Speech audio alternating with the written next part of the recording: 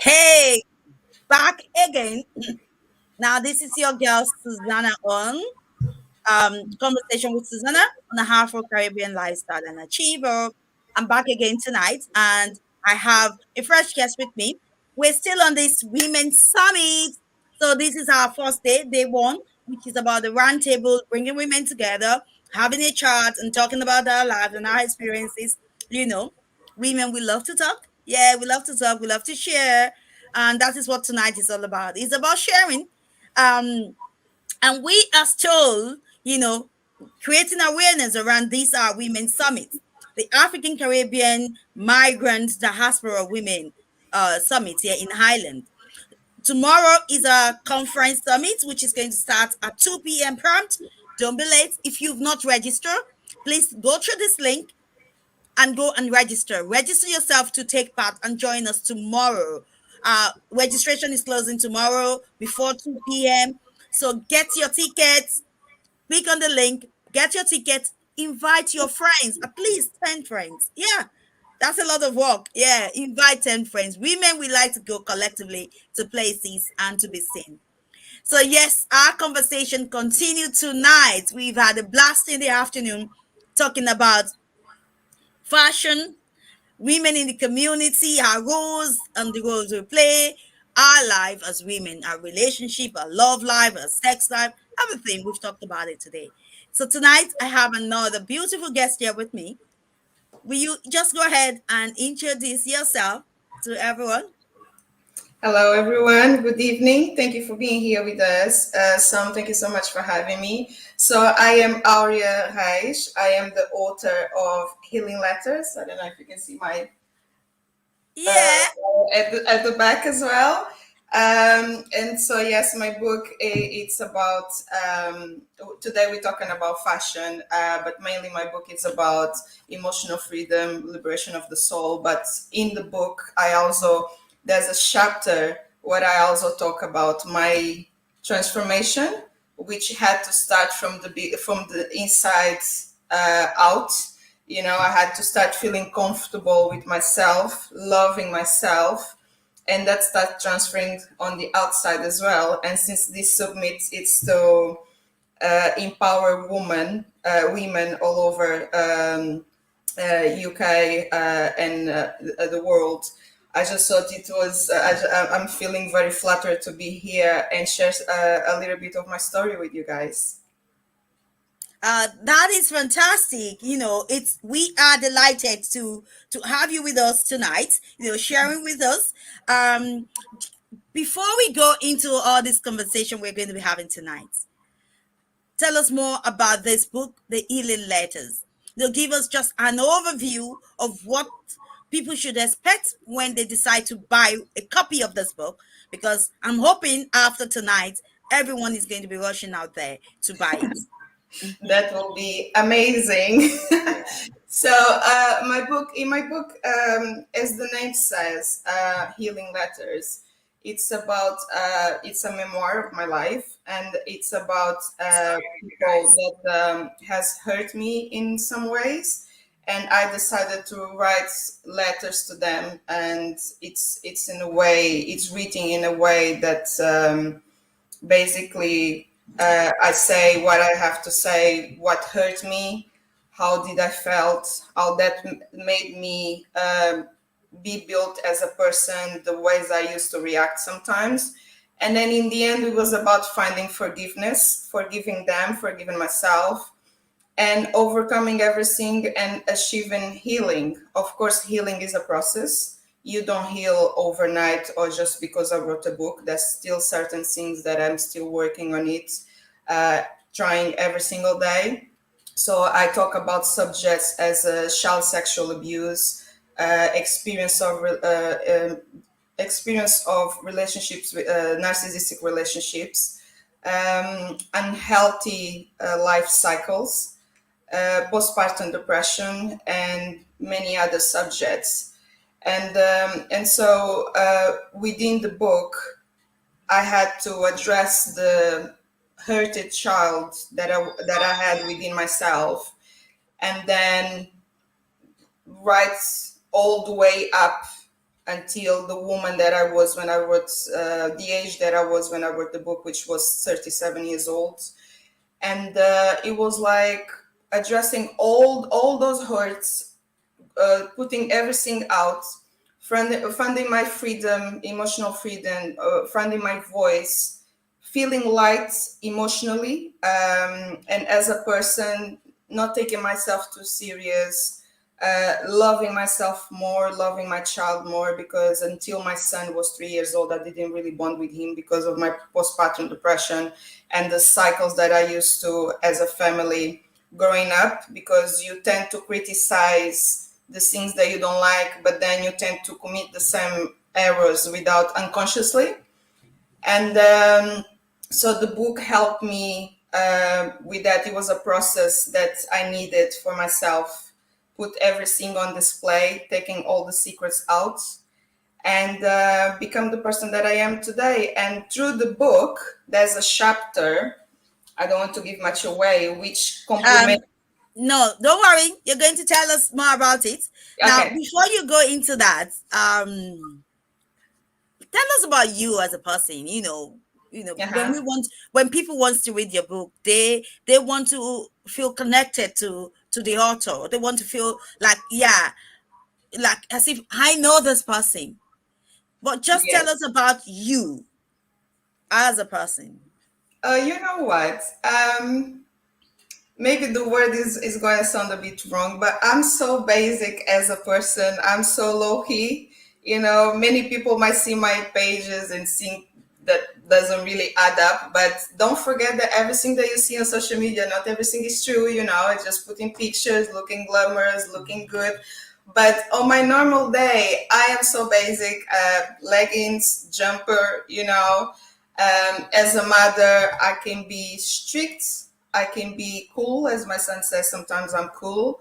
As a friend, I am loyal to my friends. I have a small group of friends and I'm very loyal to them, because those ones for me is not just a network group around my son, but it's the people that I trust, it's the people that been there for me, even when I didn't really deserve their not loyalty but patience, because they were very patient with me in times where I was hurt and I was always angry, upset, arguing with them for no reason. Well, I had reasons, but they didn't know, so they were very patient and they still remained in my life. So as a person, yeah, that's me basically. I'm not a very night out person, but I like a good night out with my friends, as a Outing with your friend, yeah, boyfriend. traveling. Yes, I'm not much to use makeup, but I like to dress up. I think many women do. I like to dress Yeah, we up. do. We do love to Yeah, dress up.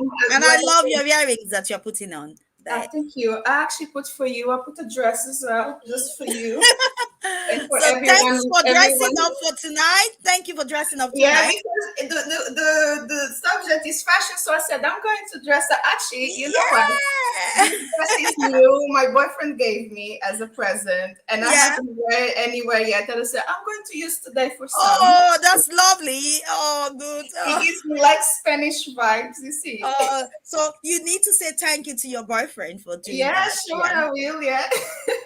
I wish I So had one that's going to buy me a clothing like that. yes, you need one. I Though. think I'm trying to tell someone something.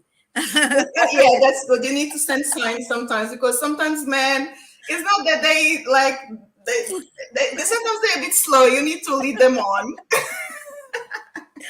So anyway, I'm looking at your book cover, the healing Yeah, letters, yeah, and I understand that these are collections of letters that yes, you've written to specific peoples, and it's yes, about you just pouring your heart out to people that have played different type of roles in your life, either positive or negative. But it's about giving them an opportunity to see how you feel and share it with you. I yes, love the creativity behind the banner, the cover page. How did you come about that name, the word healing? Yes, it's a letter, but adding that word healing. So how did you come about the name, and what is the creative mind behind the creating that kind of graphic background, because there's a lot that goes to it. I'm an author myself, and when you want to publish a book and you're trying to design the cover, a lot of thinking goes into that. So tell us, what was behind that? So starting by the name, like I know I said that in a lot of interviews. The name came to me in a dream, you know. But my book, it started as a diary. I was doing therapy, which for me was a big deal because in my African culture we don't do that. So I started doing therapy, and my therapist advised me to write letters to the people that hurt me. If I felt strong enough, I could send them, but don't create expectation behind it. Sending it, yeah. Responded to me, and if they did, I needed to make sure that before I read the letters, I was really strong enough emotionally, mentally, To to read handle the it. letters. Yes, to Yeah. handle it, because they could say things that would hurt me even more. Even more. So I had my diary, that I was reading the letters, but it wasn't really written in the manner of letters. It was just like a diary. And then what I always wanted to write a book, and when I was a child, I used to say one day I will write a book because I used to be a heavy reader. But I always wanted to write something meaningful that would help other people and being something meaningful and rewarding. So one day, around the time when I was 37, almost 38, I had a dream actually, and I was holding a book, and the name was Healing Letters, and I was turning the pages, and I could see the chapters. The chapters in the book are not exactly some of them, because, for example, the last chapter of my book is to my son. Not that he hurt me, but just writing a letter to him, apologizing for the time that I wasn't really a mother to him because I was dealing with my own demons. But the chapter of my son, the first chapter, I have another name, but it said my son. So in the dream, the way the chapters was written, it was just a message to me which people I should write the book to. Because when I start writing in my diary, that my son wasn't in that diary because I didn't think I had anything to ask sorry to him in a way, or it didn't come to me. I felt bad about certain things that happened, but I didn't thought it should be in my diary. But then in the dream I had, that there was another chapter as well. It was about a friend of mine that betrayed me. Although I felt hurt about it, I didn't thought I would put my diary or in a book if I would write about it. And it was there in my dream. And so when I woke up, I took notes straight away because I knew it meant something. Because many times in my life I had these kind of things, and it meant something to me, and I act on it, and it gave me something productive, and it helped me in a way. So that's how the title came. I already had the letters, but in a diary, but the title came like that. Regarding the image that you see, so when I was told by my publisher to start working on the cover, they said because it's a memoir, you can use your image if you want to, but I didn't want my image in the book, even that it was in time, because some people put the image and turn in terms of cartoon. Many people using that these days, but I didn't want my image in the book. So I saw a picture on the internet, that the lady is the cartoon is in a coffee shop, and he's also with this kind of is with the pose. So I like the image, but I wanted to have a bit of resemblance with me. The image of the lady, she was bald, she didn't have any hair, but she was a black cartoon. So I sent it to a lady that I knew, Samantha Spence. It's my designer. Yeah, yeah. Samantha Spence. And so I said to her, I like this image. Can you make a little bit resembling with me? And I would like, for example, instead of she holding a cup of coffee, put some letters on the table, and then just change in the cup, put a cup of tea, because when I was writing, I was always You're had a cup. always having your cup of tea with you. Yeah, so I said put a letter A to represent Aurea. And so, yeah, so she kept sending me designs. And then when it got to that point, I said, that's the one. And then when she started putting the colors, the jumper, it was so many colors. And then I said, oh, maybe red, maybe this. And then I said, and then she just came with the blue and it looked good because the picture that I have on the back of the book, let me see if I find it. It's exactly, the idea came from that picture. So let me just see if I can find it. And so that's how the designer came through. I didn't want my picture, but I wanted something that represented me in That a way. represents you as well. Yeah, And I yeah. think that represent you very well. It does represent you Thank very well. you. To So the you best. see, that's the picture. If you can see, Yeah, I can see that. we look similar. Yeah. Yeah. Yeah, I yeah. actually didn't know it wasn't you until now. Oh, okay, really? Yeah, I think because it looks much like you, and some of the pictures I've seen, and the way your hair is just Hmm. as right it is now. Yeah, I just look at it. I just assume that's you. Simple. I didn't give myself time to really look at it, and so yeah. I think it's beautiful, Thank and I you. think it's fashionable. We're talking about fashion, and that is part of the creativity mind that we have as women. Our minds Yes. are so creative in so Yeah. many ways, and yeah. So Hmm. you look beautiful. Tell me, what is your taste in fashion? Because I'm looking at the way you're looking today. You're looking gorgeous. I love Like, your hairstyle. thank you. All for you. Thank you. I Like, actually love that. Thanks so much. you know what? Like I said, during the day, I'm very low key, even for work, jeans, because my work, although it's office, I have to be in and out in the type of work that I do. You don't really have to dress up unless I have meetings.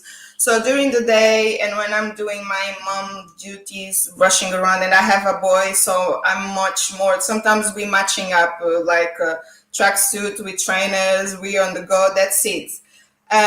But of course, when we going out, if I'm going out, or even if we go into a restaurant, even though it's just me with my son, I make sure I come from a background that it's dressed for the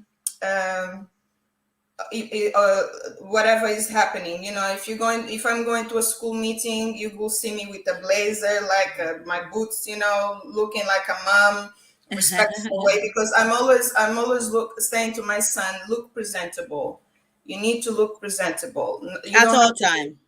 yeah, you don't need to be you don't need to prove yourself to anyone, but you need to look presentable. People take you differently Serious. Yeah. when you look presentable and dress for the occasions. That's the word I was looking for, because I noticed when I was in Portugal, because I'm from Angola, sometimes I had to go to the embassy to take care of my residence cards or passport. If Mm. you were dressed in a certain manner, like very low dress, down dress, they will treat you different. If you Mm. dress in a up way manner, they'll treat you like you the daughter of the guy of the president of the embassy. So from that, where I come from, you always dress presentable and for the occasion. If you're going to the Mm. market, you dress down. But if you go into certain places, you need to dress up. Yes, So up. I'm very basic in the way I dress, and my taste in fashion is, I believe, if you have taste in clothes, it doesn't matter where you buy your clothes. Yeah. It's all about your taste, because Yeah. I've seen, and not criticizing, I've seen people with money that dress in ways that I'm like, okay, does that even match? Is that the fashion now? What's going on there? The colors? Is that the new fashion now? Because Yeah. I And I know think I get what you're saying, that it's not about how much you spend on what you buy. It's it's about about having the your right taste. taste and dressing Hmm. nicely, know how to Yeah. dress it. If you know how to dress up, so even Hmm. if you spend one penny or you go to Pennies, you pick the best. Now I might go to Pennies, you might go to Pennies. If you don't know how to dress or I don't know how to dress, I'll pick rubbish out of there. But Yes. if you really know how to dress, I know a lady that she's a blogger, and most of our dresses she get them on high streets. But when you see her the way she dressed up with those dresses, you just want to buy it. And then when she tells Yes. you where she buy it, you're like, okay, is that where you got that? She said, yes. Yes. Where did you pick that up there? And she did, because when people like that, when they go into a store, they take their time to pick up what they want. Like you Hmm. said, you have taste, and be creative, and that's it. Yes. And then you have to always one of the things that my mom always told me is to have the basic colors on your wardrobe: white, brown, and black. I love colors, especially in the summer. That's why my boyfriend bought me this dress, because he bought me in Mm, the summer and he knows that I love colors. mm, I get a bit more tan and they like make you look even better. mm. But in the winter or even in the summer, as long as you have black, brown, and white in your wardrobe, you sorted, because then those colors are the basic colors that then you can match with other things. And Yeah, so with my white jacket or black blazer and white blazer, and if you have like you can do so many outfits. You can buy different trousers. You don't really have to have the whole suit. It's just matching up, because they are the basic colors, so you can matching up with other colors and make different combinations without having to spend so much money. You go money. to Yeah, Primark, those Primark basic tops that they have 150. I have all of them, and I have a lot of them in different colors. You'll see me in suits with my trousers, with the top, looking fashionable, and people say, "Oh, your suit is so nice." They're not even from the same shop. One is from Primark, another is from H&M. Listen, I don't. There's one thing, I don't spend much money in clothes and shoes. And like a typical woman, I love my high heels. Yes, I have loads of them. With the high heels is something that I'm a bit hypocrite, because technically you should also have the black and brown, something beige maybe. But yeah. I have different colors because high heels is never too many. Mm. Of Never course. too many if you can get it, if you have it. Yes, so yes, my wardrobe, there's high heels that I haven't worn them for ages, and sometimes I'm thinking, shall I give them to charity? Shall I sell them? But then I can't. So yes, that's me. But during the day, you'll see me with my trainers, looking like a little girl, like 16. Some people when Yeah, I say my age, they don't believe, because they look at me up and down and thinking, "You're 40." Oh wow, okay. which is great. We all want to look Which is young at great. all time. We all want to look young. Now that we're talking here, we're talking about, you've talked about yourself. You've tell us a little bit introduction into your book. I'm delighted to hear those stories. We've talked about fashion. So let's talk about, what do you think the role this book is going to play in the community? As women, we take up Mhm. roles in the community. We're very significant part of this community which we live in. We're mothers, we're wives, we're sisters. Your book has given you a platform to be able to share yourself with the community in which you live in. So Yes. how do you think this book is going to impact the community? You know what? It might sound a bit arrogant. I don't know, but I'm actually very proud of my book, because it brings awareness in so many subjects.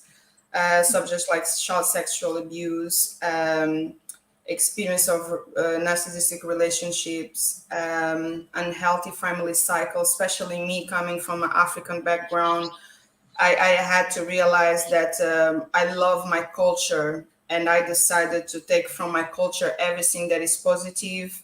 But there were certain things that I had to cut down in order to move on. Uh, it's about empowerment, not just awareness. It's about empowerment. It's about showing to other people that you're not alone. There's other people going to the same struggles.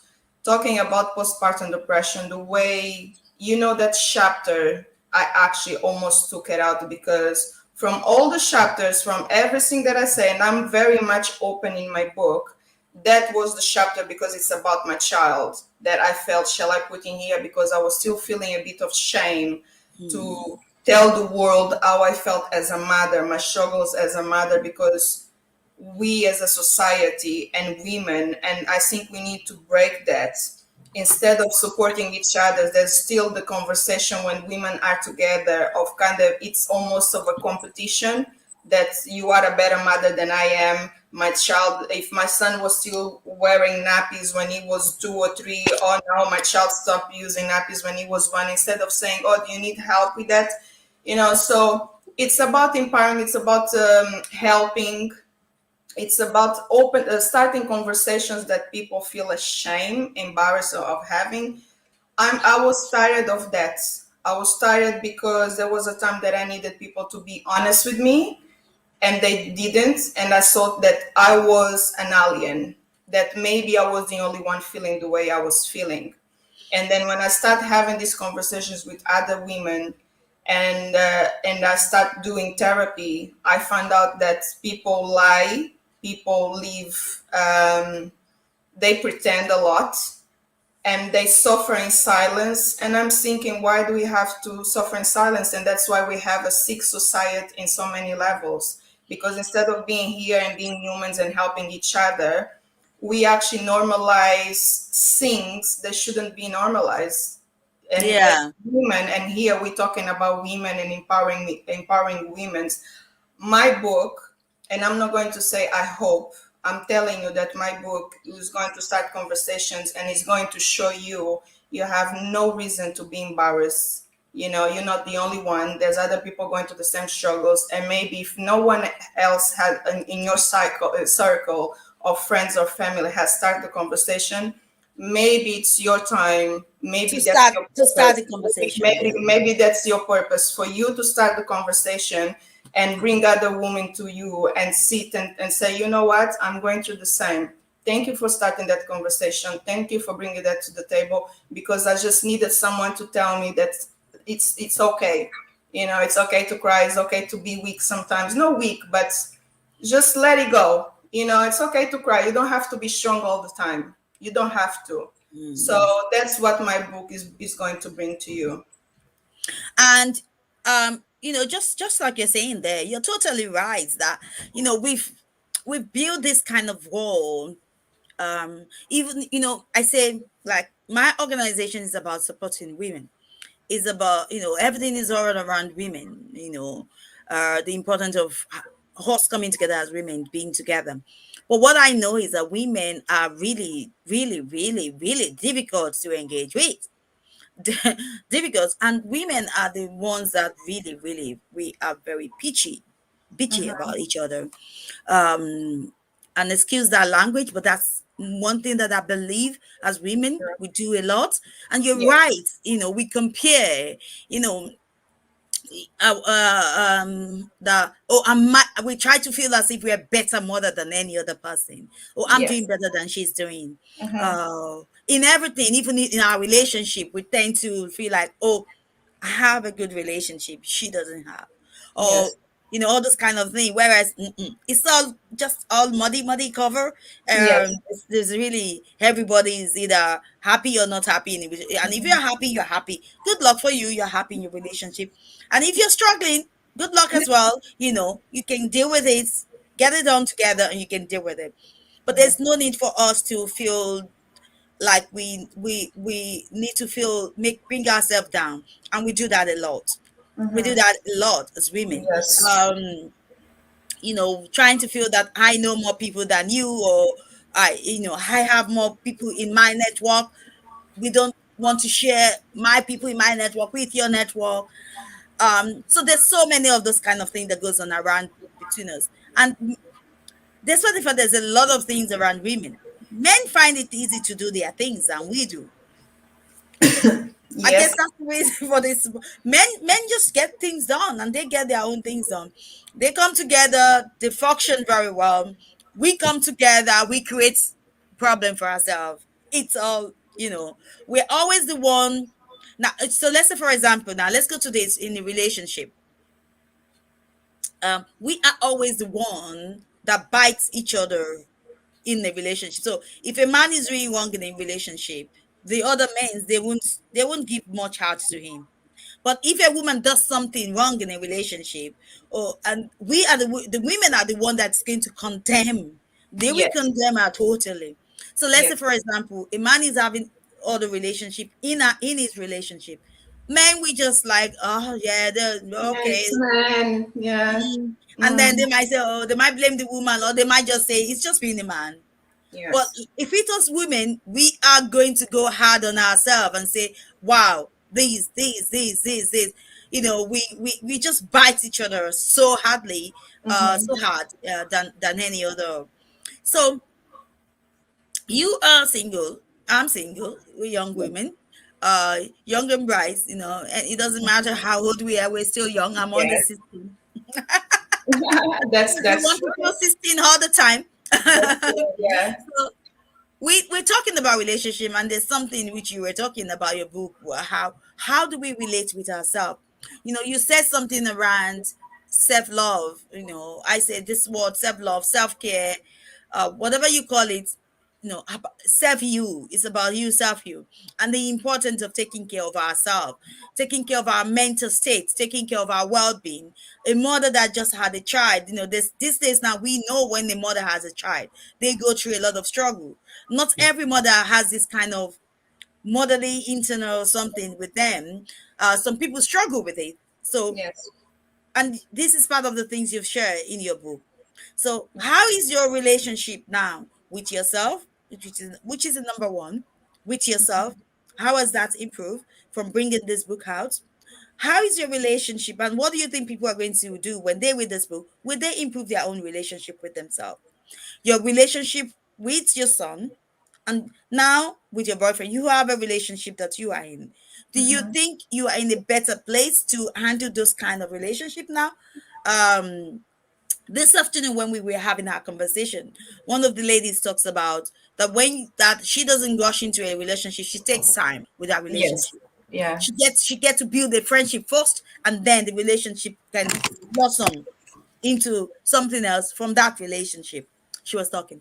But so I asked her a question, that you build a relationship with someone, you really enjoy being in that relationship, and suddenly you start discovering all the things she said, discovering that, oh, they can be abusive, either financially, emotionally, psychologically. In those areas, they're abusive towards you. How do you now get out of that relationship? What do you do? Do you just walk away then? Because you know the way you are invested in something, you feel that, oh, I've invested in this, I've spent so many years to invest in this, and you start seeing those colors. What do you do in those kind of situation? What will you do? I have an idea what I can do, but what will you do? So, in that situation, I actually leave the situation like that, and I speak in my book. I had a relationship with a narcissist, and like you said, when you are already in a relationship and you are so invested in the relationship, what do you do? Do you go straight away? When you never been to that situation, like me before, I would say I'm not here. Like I think she's silly. Why she's still there? She likes to Yeah. suffer. Is she crazy? But when you are in a relationship, sometimes you feel emotional, incapable of act because in my situation, having a relationship with a narcissist, they make you feel like you are nothing, that no one cares about you. They are the only people that care about you, and you feel kind of a prisoner. Then he had a really good relationship with my son because of my son's father left when he was 3, and it was really hard on him, on me and me. When I start seeing him in that relationship with that person, I start feeling, and because he made me feel that way as well, I start thinking, can I break my son again? Can I do that to him again? Can I disappointed him? Because that person made me feel that my ex left because it was my fault, but it was his choice. But it was like I wasn't woman enough to handle a man and keeping within our family, that he left because it was my fault, and I knew he wasn't, because he told me the reasons that he left, but the way they manipulate you. So now when I finish that relationship, I actually agree with that lady. I don't know who said that, but I actually Mm. agree with the lady that even when I separated from my son's father, I was 2 years alone, because I think it's important to give yourself that time. Because when you don't do that, when you jump from relationship to relationship, what You happens is, carry all your baggages. yeah, you bring your baggage to the new relationship and you start making comparison. Even that person is a really good person. You're so toxic within whatever he hurt you or happened in the Mm. other relationship, that you start bringing that to him, and in the end, a relationship that could be really beautiful, he end up breaking up with so much toxicity, or how you say it. So before I started with my actual boyfriend, we together now almost 4 years, I think. I was giving myself time. He was shutting me up, and at the time I was actually thinking, who is this person? Why is he talking to me? But we start going out as friends, going for coffee, talk. And one thing I need to say, people think intimacy is just about sex. No. It's not. It's not. We became so intimate, telling us each other everything. There was times that I used to think, wow, he's really open as a man. He talks very open about things. He's very much into his feelings. He doesn't have a problem to put his feelings out. If he's upset with something, he doesn't shout. He talks to you clearly. So this is the reason why I'm upset. And men normally they don't talk, but he's quiet. But when he needs to talk, he'll go straight to the point and he'll make understanding. We never had like an argument. Everything is okay. I'm not happy with this. Let's sit down. Let's talk. So we started as friends. We used to go out for coffee for a birthday, and it started because our birthdays is in the same month, almost like a few days apart, and we said, oh, let's go for a coffee, let's celebrate together. And we sat there for hours talking. I think we talk about everything and everyone, and it was just beautiful. And we just started that I could see that he had feelings for me. I wasn't sure about it because of so many different circumstances, Experience, yeah. but he showed me something that I never had before. He showed me his integrity. He showed me his humbleness, and I fell in love first for his heart because I could see, not just because sometimes with the person that I had before, he showed me that he was that great person, amazing man, the man that of my dreams, but he was showing me a facade, and I didn't met any one of his people before we went into a relationship, and everything was so boom, boom, boom. It was in a week, everything happened. It was like we were in a relationship for 6 months already. But no, with this one, he was so patient. He wanted me. He would say that sometimes. I could see in his eyes. But this patience. And he said to me one time, I said, you know what? Sometimes I feel bad because I know you have feelings for me. And I'm not really sure it's going to happen or it's ever going to happen because just see you as a friend. And he said, it's okay. I'm patient. And if it happens, it happens. If not, it's not. But I want that when it happens, you are sure that of your feelings because when you become mine, you will be mine. And I don't want these we are together, we're not together, because he's older than me and he doesn't play that kind of young kids games. He's a man that knows what he wants and he goes for what he wants, but he's not aggressive. He's kind, he's respectful. And then I start seeing, because I know many people around him by that time, and I start seeing the way the people will respond to him and the way he will talk about people behind their backs. It was always with kindness, with respect. Even when people were being out of order, he always talked in a respectful manner. And I was like, you know what? Yeah, you have the talk and you have the walk. Yeah, And that's yeah. what you need to You do the talk and you do the work. You're doing the work. yeah, and that lady is very right because I gave time myself to be his friend and be around his surroundings. I managed to see that the way he acts in front of people is the way he acts behind their backs. And another thing that I noticed, his kids are grown men.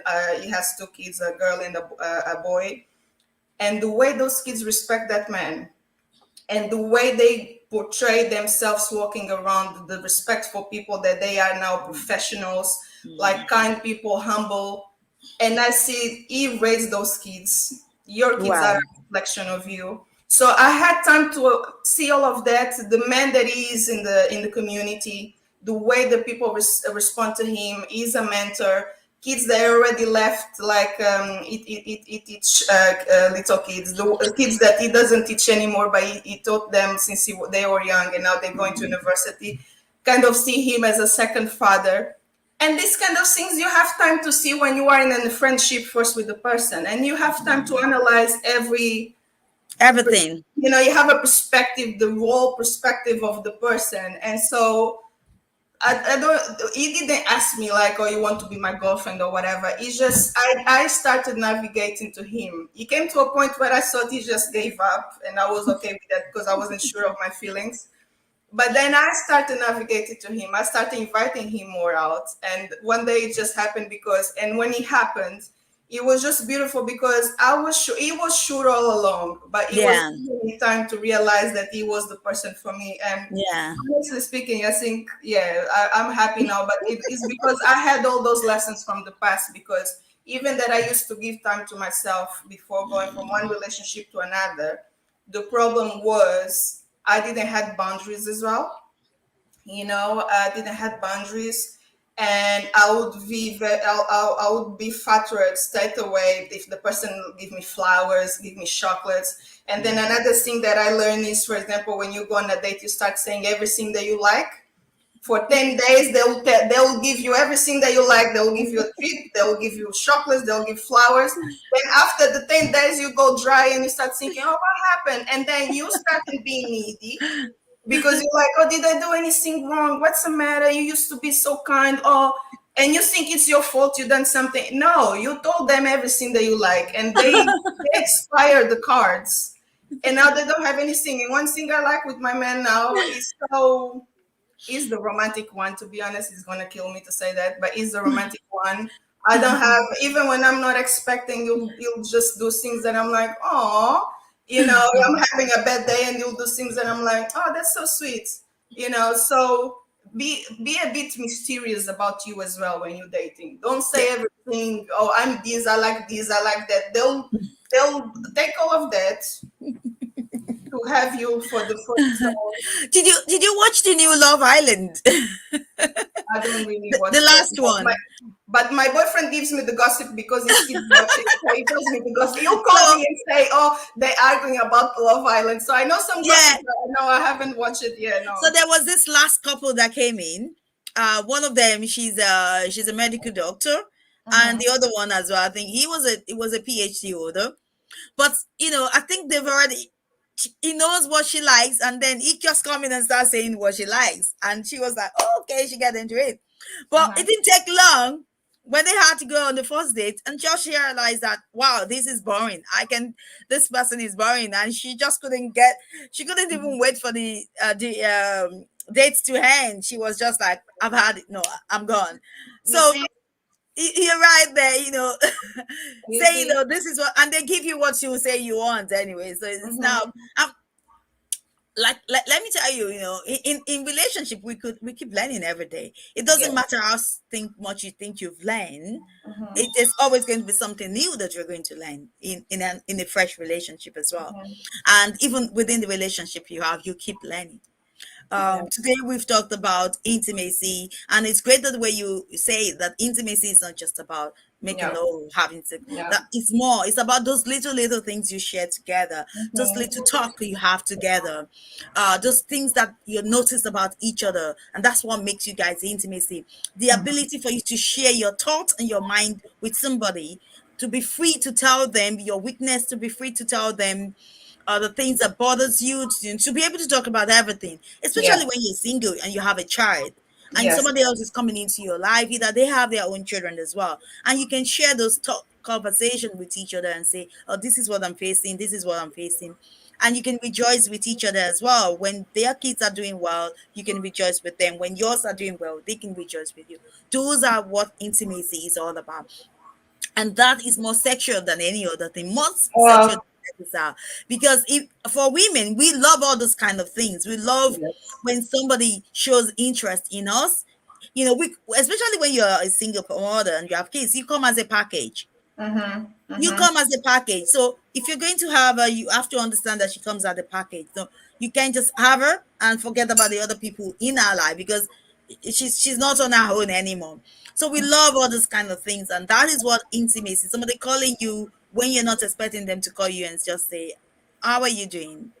Mm-hmm. Someone, all those kind of things really more Yeah. intimate than And I intimacy. share something with you. Yeah. When we start dating in the beginning, I was like, although I was sure, but I was still a bit, because I didn't know how his kids were going to take, and I was a bit afraid of that because they're older. My son is small. So one day, something, I think was the blinder or something, my son pulled it and it broke.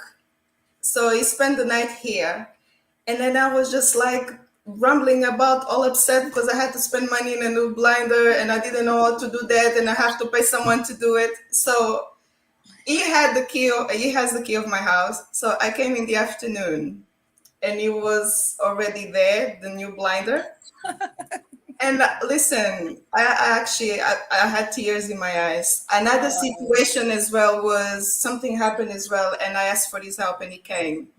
And he came with these two boxes, one in each hand, something under the arm. And I opened the door and I was like, how sexy is this? Because for me, my love language, some people is like romance and whatever.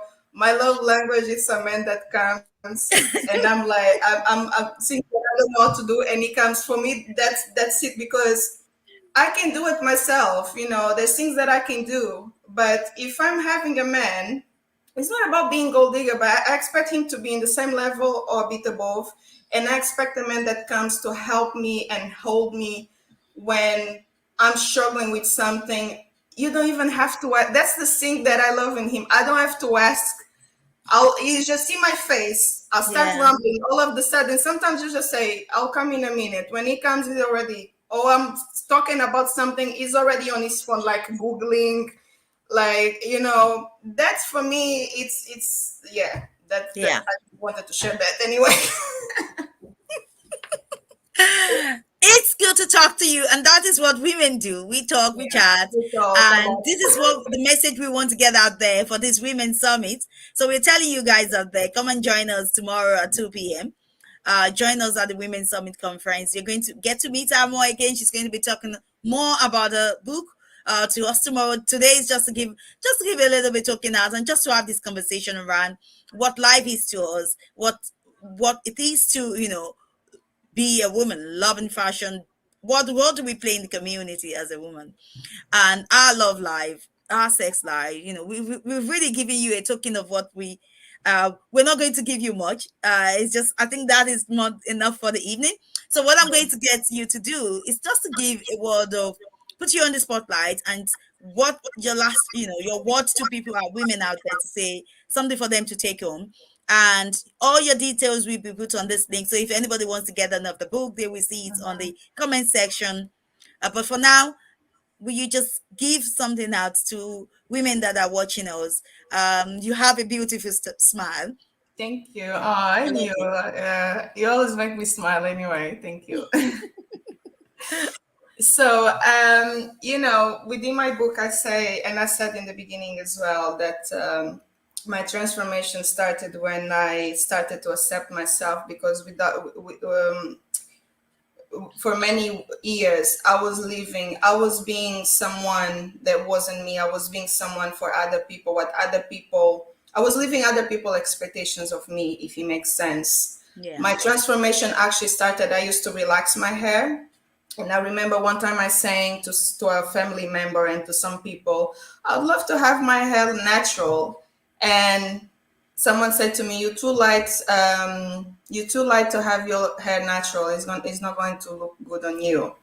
And so I had to be strict in my hair, and I hated that. So when I started my transformation, the first thing I did, I cut it off my hair, because it was the point that I looked myself in the mirror. Should I close the window? Look, I don't know. Oh, no. Sorry, it was my son. No, it's okay. If he It wants to was, say hi. yeah, ask me questions. It's always the same thing. So it was the moment that I looked myself in the mirror, and I actually said enough to everything. I was tired of living for other people expectations, so I started living for myself. And the first thing that I did was to cut my hair, because that represented that I was reborning, that now from now on I was going to be me. So that's one of the advices that I have for women out there. Be yourself, embrace yourself, go through the pain, go through the hurts. It will bring you healing. Forgive what you have, who you have to forgive, but stop living in the society kind of expectations of you, of what you should do, what you should be as a mother, as a girlfriend, wife, daughter, whatever, and do what makes you comfortable, starting with fashion. Don't follow the fashion. I know some people, oh, this is fashion now, let me buy. No, do your own fashion, do your own thing, be your own person at home, at work, everywhere. Even today and yesterday, I was talking with another author, Pamela Hines, about the thing of the smiling. If you see me on the street, it seems like people come to me and saying, "Oh, you always look upset, like smile," and I honestly find that disrespectful, because I don't have to be smiling all the time. But if you approach me, I'll be kind to you. If you approach me in a respectful way, of course. I'll talk to you, I'll smile, we can go for a coffee. I have no problems. I'm a people's person. I talk with everyone. Sometimes I shouldn't really, sometimes some people just waste your time, but be your own person. Don't be smiling all the time because, oh, people going to think that I'm upset because I'm not smiling. Don't go do things because it's trend. Do it because it means something to you and you do it from your heart. You're not doing from obligation. One thing that I stop doing, when I feel that something is starting to feel as an obligation, I'm not doing it. I don't care how you're going to take it. I'm not care that you're going to be upsetted. I'm going to tell you in a better, in the most correct way, polite way. If you want to accept it, accept it. If not, that's your problem. That's not my problem, Yeah. because I'm just straightening my boundaries. Have boundaries with everyone in your life, your kids, your husband, your mom, you at work. Have boundaries, because boundaries will set you free from a lot of problems with people and stress and whatever. So my main message is just that: be your own person. Don't follow trends, don't follow fashions, don't do whatever makes you comfortable, whatever you dress or whatever you're doing, that you don't have to look in the mirror and feel, "Ah, let's just do this now," because you're not comfortable within yourself. Yeah.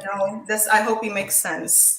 It does make sense. It just truly makes sense. And thank you so much for joining me this evening on this conversation with myself.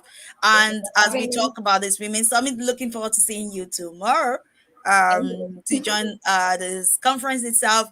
Make sure you invite your friends and family to come and join you and see how you're doing. Get them to register. You have the link with you. Get them to register. Get them to join us. And to everybody out there that has been here tonight, just with us, watching us, seeing us talking. I hope you've enjoyed the conversation Yeah. with Susanna tonight and myself, having this conversation around the Women's Summit, around what it means to be women. Again, tomorrow is our Women's Summit, which is going to be our conference, our day two. It's starting at 2 p.m. We have our links on our Facebook pages, on our Twitter. You can go there and click and register.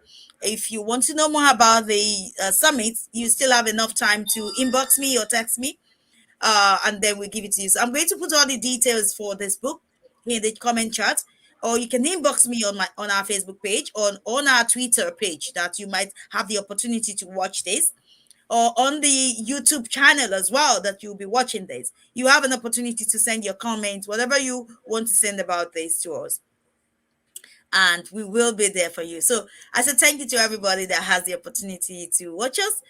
It is me again, your girl, Susanna Olatunji Komolafe. But before I go, there's something I like to say. Last year, I had the opportunity to take part for the first time and be the first African Nigerian Irish woman on the operational transformation here in Ireland 2020. The one for 2021 is opened. So if you're out there and you want to take part, it is open now, and this is an opportunity for you to be part of it. So I will say, go and get yourself registered. Register. It is an opportunity for you to represent yourself, not just your community, but representing yourself. So if you want to know more about that, you can always send me a message on those three platforms: Facebook, Twitter, or YouTube. So thank you guys, and I say good night. Good night. Women, we love to do this kissing, kissing something. So